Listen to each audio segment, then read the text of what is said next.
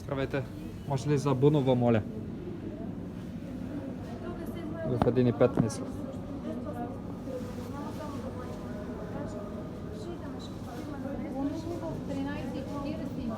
И 40. И това е за Бургас. Къде ще спира? Спира ли в Антон? Или Пирдоп?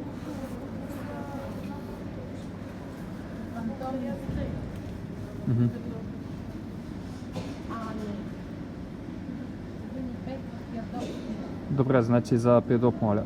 So as you saw, you just have to figure things out on your own, because either trains don't stop everywhere, or things are not on the map. Like Bunovo was supposed to be somewhere here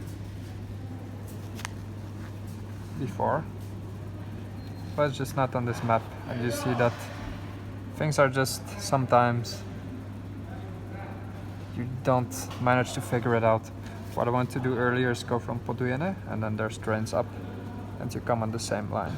What I do now is go like this, and still some things take a lot of figuring out for me, as you can see, because things are changed. Sometimes things don't work, but eventually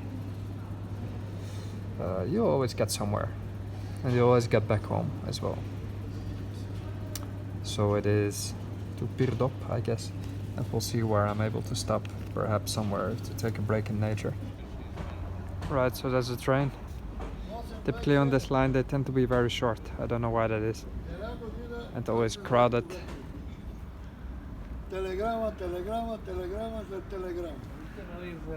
But gonna have a seat. We'll see where I end up. Can't be too bad, I guess. Just to head out. Sun is shining, so things could be worse. And there's a first class, which is empty. Should have taken a first class, but anyway, second is also fine. It's completely empty. Could have sit alone.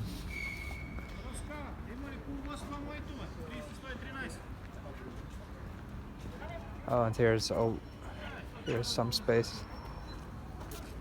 Let's hop on.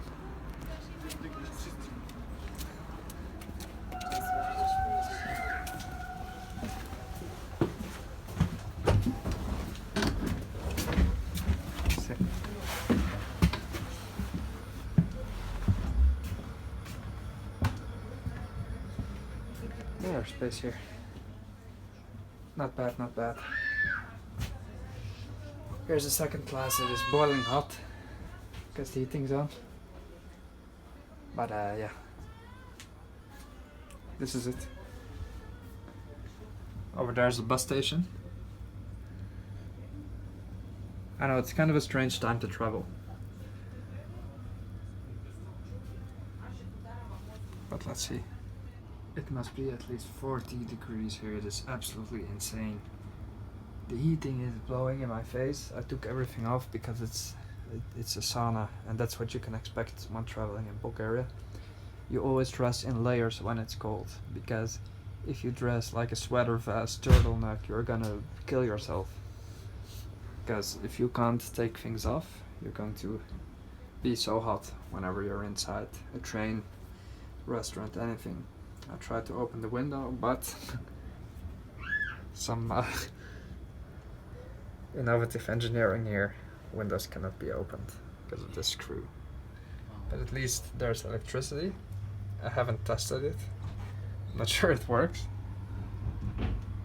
But judging by the sound, engine starting, I suppose we'll be pulling out shortly. On the way to wherever, I have no idea. Just want to get out a little. Take some half fresh air, I guess, in the mountain.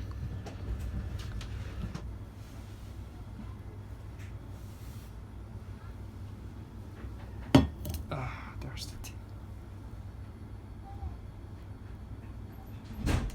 I bought this flask, that's what it's called, right? Yesterday. It's a thermo so the tea should still be hot. Made some Bulgarian tea, green tea with peppermint. It's gonna be nice. No sugar, nothing. It's all clean.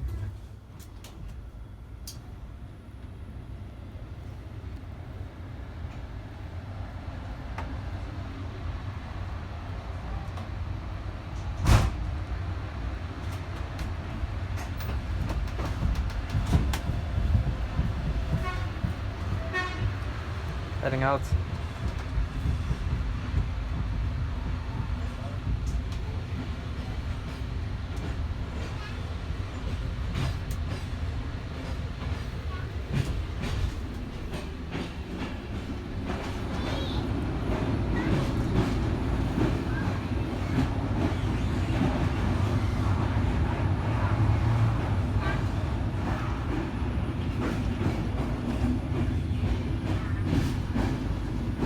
This is the second class, even though virtually it is undistinguishable from the first class, but now it's just more quiet.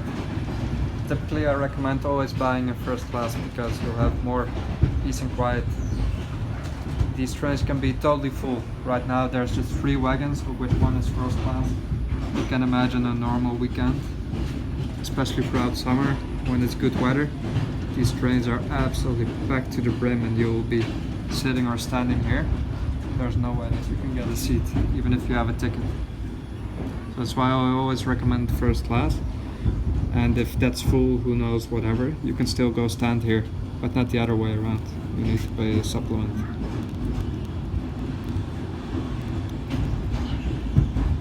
Some old locomotives of BDG. They are not in use anymore. I would love to see them from close up, but it's not happening. You can't just go there. Anyway, sip some tea. Here's where I am, nice and cozy. It's only now that we're leaving the city. Don't mind the mud here, this is where the railway lines will be doubled, probably just renovations. But here you see the typical case of inversion, that's smog over the city. You see the thick layer of it. Because Sofia is in the valley, we get a lot of smog problems, which is definitely a thing you should know before moving here, because I don't know, it's not very pleasant, but it's part of each winter, unfortunately. There's the old Prince station, which I hope will be renovated sometime, and the new overpass. So, railway slowly getting better, see?